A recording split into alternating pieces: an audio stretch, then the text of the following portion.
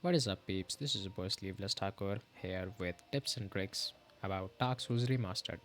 And this video was obvious because from tomorrow I'll be starting my guide or GMD, whatever you want to call it, walkthrough on Dark Souls Remastered. So before I decided to put that out, I actually thought that it would be a good idea to make a short guide, a short tips and tricks to help you improve. So, alright, let's go. This series has one of the best lores if you are into gaming stories and stuff. Check out Vati Vidyas, whose channel's link is on the top right hand side of the screen if you guys can see it anytime now. And I will also leave it in the description as well. This game is a remastered version of the first game by FromSoft's Dark Souls series. It also comes with a DLC called Artorias of the Abyss that we will be looking at later on in this series. This game is a third person RPG, my bad. Now, RPG is role playing game. If you guys are not familiar with the term RPG, where we will kill people. Well, technically, they are not people. Get experience by killing them, which are called souls in this game. And we will be using those souls, which you will be able to see at the bottom right hand side of the screen when you are gaming, and use those souls to level up our character. This game is really complicated for the new players, or it at least was for me. This action based RPG and its brothers and sisters are responsible for defining an entire subgenre in gaming called Soulsborne games.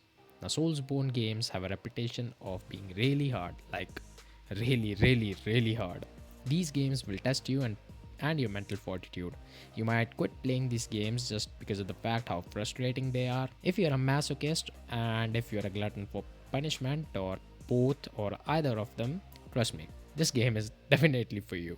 So I'm going to cover a short video here to tell you all about the basic things about this game that might help you a little bit. Stay tuned though, because from tomorrow I will be starting an entire guide about this game which will definitely make your life easier whenever you encounter this game. So let's talk about the basics first. First thing is character creation. Now this is not that important, to be honest. You can choose whatever class you want. If you want to do sorceries or magic based stuff, go with the sorcerer class or the cleric class. If you want to use melee weapons, go with the warrior class or the knight class or the thief class. If you like to watch stuff burn, go with the pyromancer class, because pyromancer a class will come with a pyromancy glove through which you can basically burn anything. Now there are other classes as well. All other classes will have their own specialities, but the ones that I'm talking about are the best of the best. All the other classes, actually, you know what? All these classes have different stats, and some of them even have starting gifts, which brings us to our next topic: stats. Stats are the attributes of our character that we make. We will be leveling up our stats to become a better player and stronger as we progress throughout the game. Stats are one of the most important part of this game. Several stats that we can level up are going to be vitality, which is our maximum health and is visible on the top left hand side of the screen, this red bar right here. Attunement is going to tell us how many magic spells we can use. Let's say for example I have 4 attunement, for which I have to dump souls to get my attunement up to 15 or 16. This means that I will be able to equip 4 magic or miracle or pyromancy spells at a time. No more than that. Next is endurance, which is going to determine our stamina and equipment load.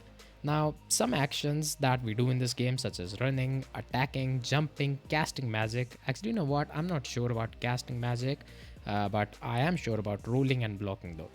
Now, these actions are going to cost us stamina, which means that the screen bar right here is going to get depleted every time we do any of those actions. Managing your stamina bar while fighting and in game is going to be extremely crucial for our walkthrough. Because if we run out of stamina, we won't be able to do all those actions properly. So always make sure that you are not out of stamina. Equipment load, however, is going to affect your mobility. If we weigh more than 25%, we are going to do a mid roll. This thing right here.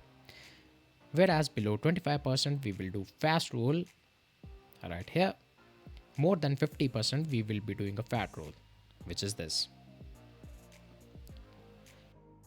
So if you love fast rolling, make sure to equip lightweight armor, which will allow you to stay below 25% of your equipment load, or just level up your endurance stat. Next are strength and dexterity. Both of them are important because they will determine whether if you will be able to wield a weapon properly or not. You cannot, I repeat, you can absolutely not wield a weapon if your dexterity is not matching the requirements of the weapon. But strength is something else though. Let me explain. Say for an instance, a weapon requires 24 strength, but you can wield that weapon even if you have 18 strength, and that is called double handling. Not handling, handing. To find out at what point you will be able to double hand a weapon, use this formula. Now resistance is going to specify your resistance against physical attacks, fire and poison primarily. This stat is not that important to be honest, because all it does is provides you with resistances against stuff, which can also be done by using a proper armor. Next stat is intelligence. This stat is going to determine the power of your sorceries. So sorceries are basically kind of like magic. Whenever you see this blue stuff or anything related to this blue stuff, it's a sorcery. Now, intelligence is also going to control weapon attack power for weapons that will scale with intelligence, such as Moonlight Greatsword.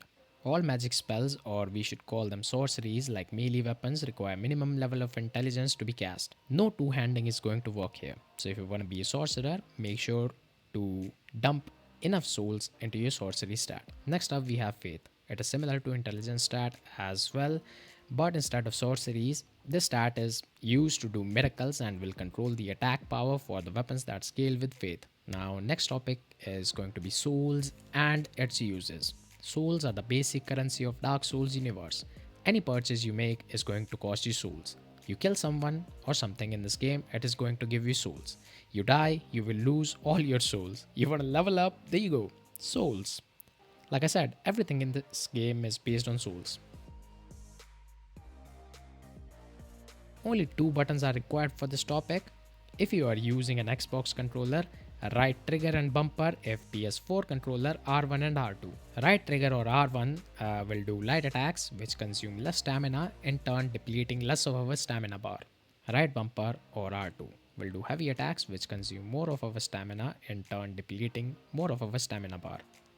And as I was saying, that stamina management is extremely crucial. So before you attack, always check your stamina bar. You can use left trigger or L1 to block enemies' attack using a shield, or parry them by pressing left bumper or L2 at the right time. So yeah, this is almost all of it. If I'm missing something in this video, I will be discussing it in the series that will start from tomorrow. Make sure to check out the series peeps. Thank you. I will see you guys tomorrow. It's your boy Sleepless Thakur again. Bye bye.